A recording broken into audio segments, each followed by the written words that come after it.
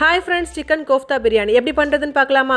நான் இன்னைக்கு 2 chicken breast எடுத்து ஃபுட் ப்ராசஸர்ல நல்லா கிரைண்ட் பண்ணி வச்சிருக்கேன். கடையில மட்டன் கைமா பண்ற மிஷின்ல கொடுத்தீங்க அப்படின்னா சிக்கன் வந்து கொடுத்த குவான்டிட்டி விட கம்மியா தான் வரும். அதை நோட் பண்ணிக்கோங்க. வெங்காயம், இஞ்சி, பூண்டு எல்லாத்தையுமே குட்டி குட்டியா சாப் பண்ணி வச்சுக்கோங்க. இன்னைக்கு 1 கிலோ அளவுக்கு பிரியாணி பண்ண போறோம். எல்லா மெஷர்மெண்ட் டிஸ்கிரிப்ஷன்ல தெளிவா மென்ஷன் பண்றேன்.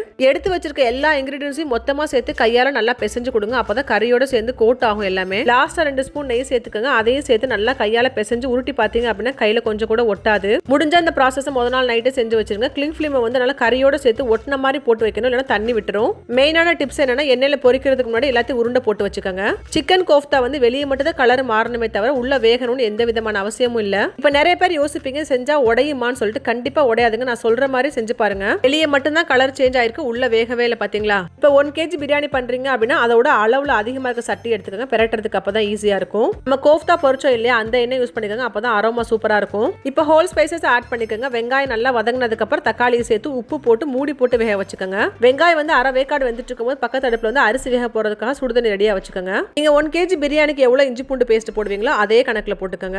இப்ப மிளகா பொடி, மல்லிப்பொடி, பட்டகிராம், ஏலக்காய் பொடி இதையும் சேர்த்து நல்லா வதக்கி விடணும். 2 ஸ்பூன் தயிர் சேர்த்துக்கணும். நல்லா எண்ணெய் பிரிஞ்சதுக்கு அப்புறம் 1 கப் அளவுக்கு தண்ணி ஊற்றி நல்லா மசாலா வேக வைக்கணும். அதுக்கப்புறம் mint leaf, coriander leaf add பண்ணிக்கோங்க. மசாலால இருந்து எண்ணெய் நல்லா பிரிஞ்சு வந்ததுக்கு அப்புறம் கோஃப்தா அது கூட சேர்த்து ஒரு 5 மினிட்ஸ் மட்டும் வேக வச்சுக்கோங்க. கரெக்டா ஒரு 15 மினிட்ஸ் மட்டும் அரிசி ஊற போட்டுக்கோங்க.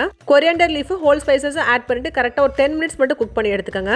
செஞ்சு வச்சிருக்க கோஃப்தா கிரேவியை வந்து பாதி கம்ப்ளீட்டா எடுத்துறணும். ஃபர்ஸ்ட் லேயர் ஆஃப் கோஃப்தா வந்து நல்லா சரிசமா வச்சதுக்கு அப்புறம் மேல ரைஸ் போட்டுக்கோங்க. Same process again 1 time repeat பண்ணிட்டு லாஸ்டா 1 கப் தண்ணியோட சேர்த்து அந்த அரிசியை உள்ள போட்டுருங்க. நல்லா கொதிக்கிற பால்ல சாஃப்ரான ஊற வச்சு ஒரு லேயர் போட்டுக்கோங்க. அதுக்கப்புறம் கீ ஒரு சுத்து விட்டுக்கோங்க. கரெக்டா 20 மினிட்ஸ் நீங்க தம் போட்டு எடுத்தீங்க அப்படின்னா சூப்பரான பிரியாணி ரெடி ஆயிருங்க. லாஸ்டா 1 கப் அளவுக்கு தண்ணியோட ஊத்தணும். இல்ல கண்டிப்பா உங்களுக்கு அடி பிடிக்காம சூப்பரா உங்களுக்கு ஜூஸியா கிடைக்கும் ரைஸோட சேர்த்து மசாலா. கண்டிப்பா ரெசிபியை ட்ரை பண்ணி பாருங்க. மறக்காம என்னோட பேஜை ஃபாலோ பண்ணிக்கோங்க.